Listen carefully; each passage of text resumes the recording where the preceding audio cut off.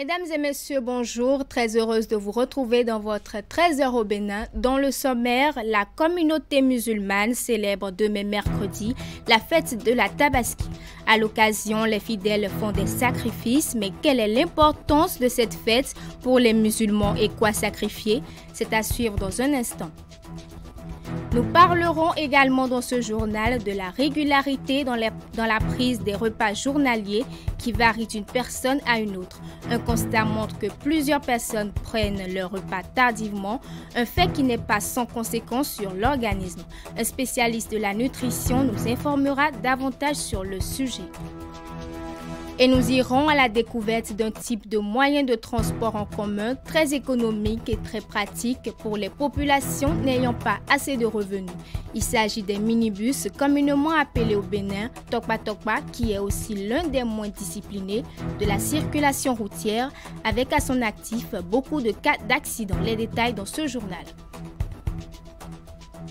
À nouveau, bonjour. Demain mercredi, la communauté musulmane célèbre la fête de la Tabaski, ou encore appelée la fête du sacrifice. Elle est fêtée 2 mois 10 jours après la fête du Ramadan. C'est une journée consacrée à la prière et à l'immolation du mouton au sein des fidèles. Une équipe de la rédaction s'est intéressée pour l'occasion à l'importance de cette fête pour le musulman, l'obligation ou non d'immoler un mouton le jour de la Tabaski et dans quelles conditions. Les réponses dans ce reportage de Esther Tofa. L'Aïd el-Kébir ou la Tabaski représente la plus grande célébration de la communauté musulmane à travers le monde. Commémorée 10 jours après la fin du mois de Ramadan, elle revêt une importance capitale pour le fidèle musulman. C'est d'abord et avant tout l'obéissance à Dieu. Dans l'historique, le père, en tant qu'homme déjà âgé, avec un fils unique, on lui demande de le sacrifier. C'était vraiment une grande épreuve. Pour le musulman, c'est un engagement renouvelé de la foi, de la croyance. À l'image du prophète Ibrahim, le père des messagers et des prophètes. Donc cette fête pour nous est l'occasion pour nous de rappeler que nous les hommes, nous sommes les mêmes. La particularité de ce jour pour les fidèles musulmans est l'immolation d'une bête, signe de sacrifice. Mais le choix de cette bête doit répondre à certains critères. Le chameau qui a 5 ans, le bœuf qui a 2 ans et entre dans 3e, c'est déjà bon. Et maintenant le mouton et le bélier. Il y a aussi la famille des boucs aussi qui est acceptée, mais ça doit avoir 1 an.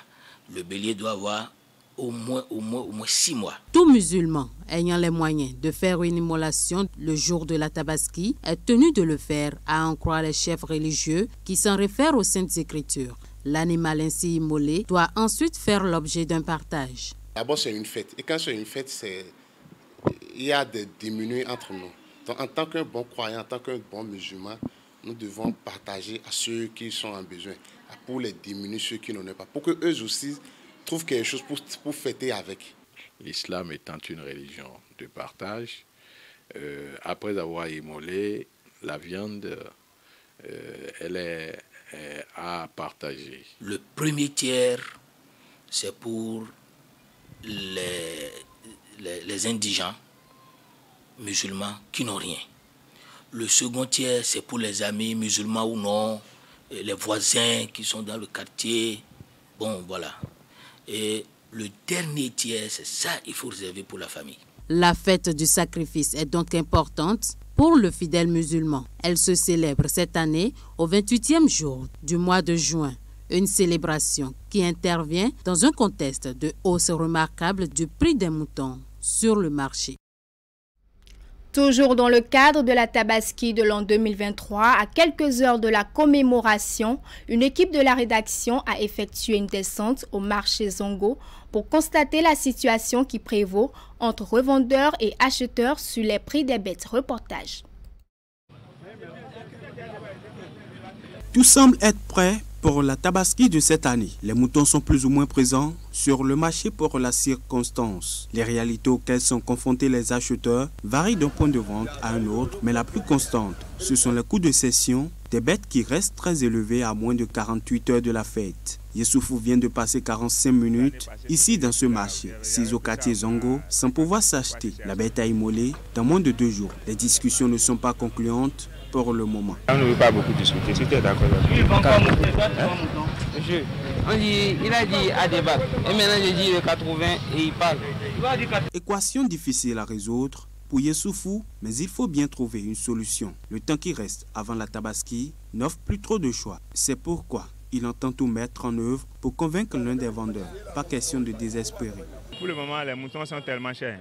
C'est tellement cher. Quand on dit les prix là, il dit que ça ne peut pas aller. Donc on est obligé un peu de se promener pour voir si on va trouver le prix, l'argent qu'on a en poche pour pouvoir trouver ce qu'on peut acheter, pour pouvoir fêter avec la petite famille. L'année passée, ce que j'ai pris là, j'avais pris ça au moins à 50 000. Cette fois-ci, c'est à 75 000. Le mouton est tellement cher sur le marché. Bon, je ne sais pas si les jours à venir vont encore diminuer les prix, mais sinon, présentement, là, c'est cher. Cette année, les moutons sont chers et intouchables sur le marché. Une situation que même les revendeurs n'arrivent pas à bien cerner. Certains évoquent la situation qui sévit dans le Nord Bénin, zone de provenance de ces bêtes. D'autres, par contre, parlent de la pénurie des bêtes dans les localités d'approvisionnement. Il n'y a pas assez de sécurité entre le Nord Bénin, parmi les frontières. Bon, il n'y a pas assez de sécurité parce qu'il y a assez de problèmes entre nous, les commerçants, et les importateurs aussi. Il y a assez de problèmes parce qu'avec les Boko Haram, là, bon, on en est marre. Même à la frontière Togo-Bénin, les gens ont vu les images qui s'est passées. Ils ont trop tué les bêtes. Cette année-là, il n'y a pas la voie. Et voici encore, il n'y a pas beaucoup de moutons. Et encore pour payer, encore c'est dur encore. Le souhait de ces revendeurs est d'écouler leurs troupeaux et faire aussi un bon chiffre d'affaires. Seulement, ce souhait se heurte à des imprévus sur le terrain des échanges. Toutes choses qui donnent à réfléchir, notamment à ceux qui viennent de très loin. Akilou Abdoulaye vient tout droit du Niger. La situation le laisse quelque peu perplexe. Depuis que je suis amené mes moutons là, quand les gens viennent, ils m'ont dit c'est cher, il n'y a pas d'argent dans le pays. Et encore, les moutons sont chers. Et parce que le mouton que j'ai amené, c'est grand mouton. Comment céder ces bêtes à temps pour ne point se retrouver, en fin de compte, dans les calculs, reste désormais la question majeure que se posent les revendeurs. En tout cas, cherté du prix ou pas, la fête de la Tabaski aura bel et bien lieu ce mercredi sur toute l'étendue du territoire national. Depuis quelques mois, les scandales financiers sont récurrents au niveau des structures étatiques, un fait qui ramène dans les administrations la problématique de la corruption. Cette situation a amené la rédaction de Canal 3 à s'interroger sur l'état des lieux de la lutte contre la corruption cette année après l'avènement du régime du nouveau départ. Suivez dans cet élément les avis de quelques acteurs de la société civile. Depuis son accession à la magistrature suprême, le président Patrice Talon a engagé une lutte implacable contre la corruption, surtout au niveau de l'administration. Mais cette année, après sa prise de pouvoir, le fléau persiste. Pour preuve, les dernières informations publiées dans la presse sur la Société béninoise d'énergie électrique donnent à réfléchir. Des journaux évoquent une malversation de plusieurs millions de francs CFA avec des pots de vin qui seraient perçus par certains responsables impliqués dans les passations de marché. Avant la SB2E, bien d'autres dossiers ont alimenté les débats. La NAT, la CIRAT, le FNDA, que la justice tente encore d'élucider. On avait compris à l'époque que tu sois mouvancier ou pas, la lutte, personne n'est épargné. On a connu des affaires dans lesquelles des proches, des gens qui ont été nommés, proches du chef de l'État, les affaires dans lesquelles ils étaient trempés, ont été déférés à la Cour de répression des infractions économiques et du terrorisme et la sanction n'a pas raté. Nous avons vu la volonté, tout comme certains présidents aussi.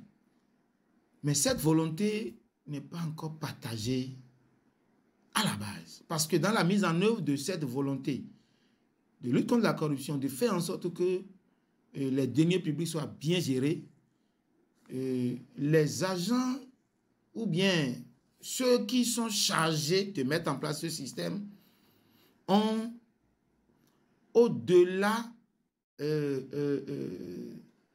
ce que nous pouvons dire travailler pour la lutte, ont mis en place la culture de la peur. La Cour de répression des infractions économiques et du terrorisme, la cellule d'analyse et de traitement des plaintes et dénonciations, la plateforme de dénonciation, dénonciation.bj, mais aussi le numéro vert, le 155, avec la volonté personnelle et affichée du chef de l'État, sont autant de dispositifs mis en place par le gouvernement béninois pour limiter les faits de corruption dans l'administration publique et privée. 7 ans après, le constat est là et crève l'œil. Les Béninois continuent de mal se comporter vis-à-vis des deniers publics et se refusent d'adopter cet idéal prôné par le président de la République. Certes, quelques résultats encourageants sont enregistrés, mais le mal persiste toujours. Des réformes pour véritablement asseoir une crédibilité dans la scienture de l'État, on en a vu à partir de 2016. Des gens ont été inquiétés, mais qu'à cela ne déplaise, ils redoublent d'ardeur, ils ont trouvé encore des stratégies pour contourner donc ces réformes-là. Et ça fait qu'aujourd'hui, on peut encore citer des foyers de corruption, de mauvaise gouvernance de façon globale. Les loups sont revenus dans la bergerie. Il y a eu un affaiblissement et les loups sont revenus dans la bergerie. Et beaucoup de gens aujourd'hui le disent. La criette qui était vraiment craint, aujourd'hui, il y a affaiblissement. Moi, je vois le problème sous un autre angle. Lorsqu'on les arrête, on les défait, ils sont jugés. Normalement, tout ce qu'ils ont comme bien, on doit prendre ça. Mais à ce niveau, j'ai l'impression que ce n'est pas fait comme il le faut. Résultat, les gens finissent de purger leur peine, encore que pour ces gens de crimes, de délits, il ne doit pas y avoir de liberté conditionnelle ou bien de grâce présidentielle. La lutte contre la corruption est un combat de longue haleine. Sa réussite dépend de l'implication effective de tous les acteurs concernés. En premier, les populations et les cadres de l'administration auxquels il faut inculquer le respect du bien public. Toute chose qui n'a pas manqué au cours des 7 dernières années. Selon plusieurs observateurs, il revient au pouvoir public de renforcer les moyens de lutte. Dire qu'on veut lutter contre la corruption, ce n'est pas évident. On va peut-être essayer de contrôler les foyers de corruption, les nids de corruption. On va essayer donc de réduire, de passer d'un pourcentage proche peut-être de 100% vers un pourcentage proche peut-être de 0%. Il n'y a pas une stratégie globale en soi qui éradique de façon totale cette affaire. La lutte doit être permanente. Un système qui est mis en place, qui a des failles, on corrige les failles et on continue. Il faudrait que la criette reprenne du service. Est-ce que c'est parce que on a augmenté encore d'autres activités à la criette qui n'est pas seulement ses premières activités au début, qui est la lutte contre la corruption, le terrorisme et les infractions connexes? Est-ce que c'est ça? Il faut diagnostiquer ça aussi.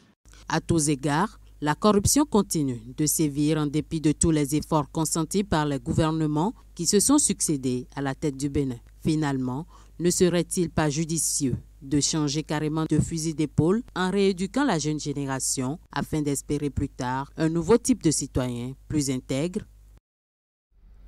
Je le disais en titre, la régularité dans la prise des repas journaliers varie d'une personne à une autre. Un constat montre que plusieurs personnes prennent leur repas tardivement, un fait qui n'est pas sans conséquence sur l'organisme. Un spécialiste de la nutrition nous informe davantage sur le sujet à travers ce reportage de Donatien Sowanou.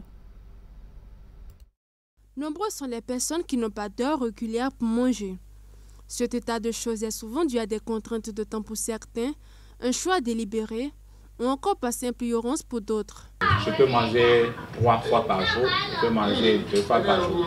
Des fois même, quand je suis acculé par les travaux en journée, je ne mange pas, c'est totalement vers la fin de la soirée. Moi, je n'ai pas une fiche pour manger. En réalité, Il y a, selon les spécialistes de la nutrition, des heures réglementaires à respecter pour chaque repas de la journée. On commence de 7h à 9h et on démarre toujours le petit déjeuner par la vitamine C. Et après maintenant on peut manger ce qu'il faut prendre pour avoir une bonne digestion. À midi, le repas de midi, c'est entre 12h30 et 13h30. Je dis bien 12h30 et 13h30. Et vous mangez bien à midi en commençant par les glucides, les protéines et les lipides. Mais avant de manger, il faut toujours prendre un thé antibactérien. C'est-à-dire ce thé permettra de favoriser la digestion pour ne pas avoir des maladies de tube digestif qu'on appelle peut-être la fièvre typhoïde. Et après avoir fini de manger maintenant, vous pouvez prendre un thé hypoglycémia pour équilibrer comment on appelle la glycémie postpondérale, c'est-à-dire après avoir fini de manger.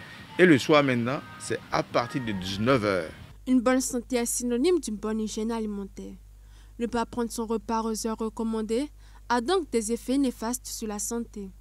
La constipation, le mégacolon, l'indigestion, l'hémorroïde, rigoureusement.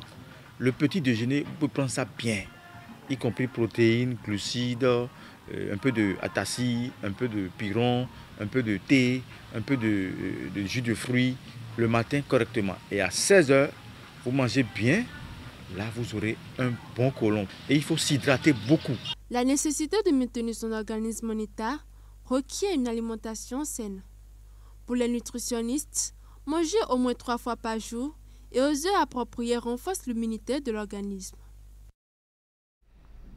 Parlons à présent de la circulation routière. Nous allons à la découverte d'un type de moyen de transport en commun très économique et très pratique pour les populations n'ayant pas assez de revenus. Mais c'est aussi l'un des moins disciplinés de la circulation routière, avec à son actif beaucoup de cas d'accidents occasionnés lors des chargements et déchargements au bord de la route. Il s'agit des minibus, communément appelés au Bénin Tokpa Tokpa. Voici le magazine réalisé par Ulrich Gaba et Henri Ganti.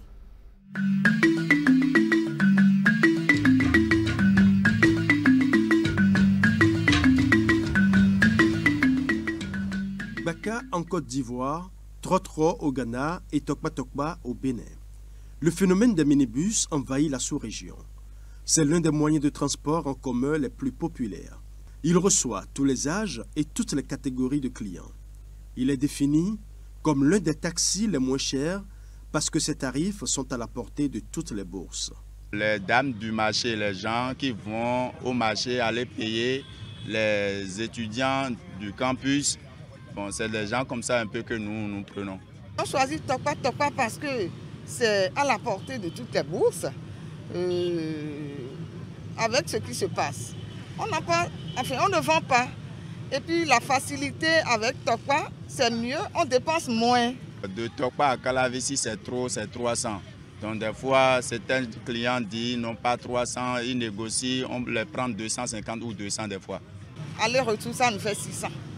Maintenant, si tu veux descendre à Aconville pour rentrer chez toi, si c'est pas loin, moi par exemple, si je pars et je reviens, je dépense 800. Alors qu'avec le taxi, je risque de dépenser plus de 1500. Malgré leur coût relativement bas, les minibus Tokpa Tokpa sont peu courtois dans la circulation routière. Souvent vétustes et sans aucun confort, ils sont passés maîtres dans l'indiscipline et le non-respect du code de la route. À la quête de clients, ils s'arrêtent n'importe où et n'importe comment, sans se soucier des autres usagers de la route. Ce qui occasionne dans bien des cas des accidents parfois graves. Des fois, quand les policiers les attrapent sur le trottoir, ils viennent sur le pas. Et maintenant, comme on ne les attrape plus, ils restent en haut là-bas pour pouvoir charger les clients. Il faut qu'on les mette sur l'autre parce qu'il y a trop de jeunes qui sont dedans aujourd'hui maintenant, qui ne savent pas prendre une passager, il faut aller sur le gare, ils ne savent pas. Le problème est que pour conduire seulement, vous vient pour chercher ce qu'il veut actuel. Pour les chauffeurs et les responsables syndicaux de ce secteur, les chargements et déchargements hors des parcs sont dus au fait que les clients préfèrent attendre les bus aux abords des voies. Les parcs sont souvent vides Et pour rentabiliser sa journée, le conducteur se retrouve dans l'obligation de faire le trottoir à la quête de passagers. Jusqu'à présent, je suis au niveau du parc actuellement. Jusqu'à l'heure là, je n'ai pas encore trouvé de passagers et tout est bouleversé encore. Si on ne trouve pas les passagers sur le parc, c'est en roulant sur la voie, c'est en ce moment-là que nous, les véhicules Tokpa, nous trouvons des passagers à prendre. Je ne veux pas qu'on les attrape, mais il faut qu'on les sensibilise un peu pour qu'ils reviennent sur le parc. Sinon, moi, quand je parle, c'est à cause des accidents que moi je parle. Passagers, chauffeurs et responsables syndicaux de parc sont tous conscients de la délicatesse de la situation. Ils espèrent un réaménagement organisationnel au sein de la corporation pour la rendre plus respectueuse du code de la route. Elle n'a jamais cessé d'aiguiser la curiosité de ses visiteurs qui se posent 1001 questions. De par ses nombreuses caractéristiques, la mer reste et demeure un mystère pour le commun des mortels. Au-delà de ses multiples caractéristiques, cette vaste étendue d'eau salée regorge de nombreuses vertus spirituelles pour qui sait s'en servir. Pour en savoir davantage sur les différentes vertus de l'eau de mer, l'une de nos équipes de reportage a fait une immersion dans certaines obédiences religieuses qui ont accepté nous livrer quelques vertus de l'eau de mer. L'eau de mer, une source d'eau à multiples vertus spirituelles, est un magazine signé Ingrid Day, Precia Adjevi et Elvis Tonoukouen. La mer, cette étendue d'eau vaste et apparemment sans fin, reste et demeure un mystère pour le commun des mortels. Sa beauté et la force de ses vagues suscitent au quotidien curiosité et fascination. Le déferlement séquencé de ces vagues d'eau salée offre un spectacle à la fois plaisant et intriguant. Si les scientifiques s'accordent sur l'immensité de son territoire et la profondeur de ses abysses, les occultistes et autres amoureux du supranaturel continuent d'explorer la dimension spirituelle de ces eaux salées. Pour nombre d'entre eux, l'eau de mer possède de nombreuses vertus peu connues de la plupart des hommes. L'une de ces vertus les plus sollicitées est celle relative à la purification. Pour mes examens, on a eu à parler en disant qu'il faut nous purifier. Aller là-bas pour vous baigner dans l'eau, pour que là où vous voulez y aller, les choses se passent bien. Et je l'ai tenté une fois, ça a donné. Quand on a la rougeole, ça guérit ça. Si la personne a mal de ventre aussi, avec un peu de citron, ça guérit vite. L'eau de mer permet de détoxifier l'organisme. Ça permet aussi de guérir les infections comme l'acné. Côté spirituel, on peut utiliser l'eau de mer plus quelques parfums pour se purifier ou bien pour calmer le mal spirituel qui est dans la maison. Ces personnes sont loin d'être les seules à connaître les vertus spirituelles de l'eau de mer. L'usage de cette eau à des fins ritualistes est bien plus connu dans certaines obédiences religieuses. C'est le cas de l'Église Christianisme Céleste. Ici, le vénérable suprême évangéliste Victorin Mkwesode nous livre quelques secrets de l'eau de mer. Vous êtes quelque part et vous avez été maudit, on a pris les empreintes de vos pieds ou bien on a jeté quelque chose de mauvais sort. En Afrique, on parle de Tchakatou. On vous envoie des missiles que ni la radio, ni le scanner ne peut dévoiler. Vous êtes dans une maison, la maison est hantée. On utilise ça. Vous êtes un peu malade, vous n'allez pas à la selle, un peu d'eau de mer avec quelques jus de citron et puis un peu de parfum, d'encens, d'huile sainte, d'huile bénie là, et puis ça passe. Loin de l'Église Christianisme Céleste, les religions endogènes aussi utilisent l'eau de mer à des fins spirituelles. Dag Bediga Adoko Basile est prêtre du culte Trompetodika à Lafia. Il explique l'importance de l'eau de mer dans la cérémonie de désenvoûtement, mais aussi de doléances et de prières aux divinités. Nous utilisons surtout pour des cérémonies de rénovation périodique, les huetanou, les pétatrotro, même pour des produits de chance. On a besoin de l'eau de mer, homologuée avec des parfums, avec les signes cabastilistiques de la géomancie divinatoire, le phare. Un autre prêtre des religions endogènes, Tietoula Adodo, est un devancier du culte mamitan, un culte dédié à la divinité des eaux, communément appelée Mamiwata ou reine des eaux. C'est un habitué de la plage puisque Les grandes cérémonies de cette confrérie religieuse se font en communion avec la mer. Pour lui, l'eau de mer n'a aucun secret. Vous prenez cette eau de mer tout de suite avec feuilles de lysop et vous triturez là-dessus. Très tôt le matin, vous l'utilisez pour que les égrégores négatifs qui font que vous avez des difficultés puissent être lavés et votre étoile devient plus brillante. Autant de vertus pour cette eau qui semble pourtant insignifiante au regard de l'homme ordinaire. Des secrets de couvent jalousement gardés par les initiés du christianisme céleste, tout comme ceux des religions endogènes. Tous s'accordent sur le fait que l'eau de mer est une véritable source de bénédiction et de purification. Mais son usage à des fins spirituelles doit se faire sous contrôle de ceux qui connaissent véritablement les clés de son pouvoir. Et c'est la fin de ce 13h au Bénin. Mesdames et messieurs, merci de nous avoir suivis et de votre fidélité. Bon après-midi.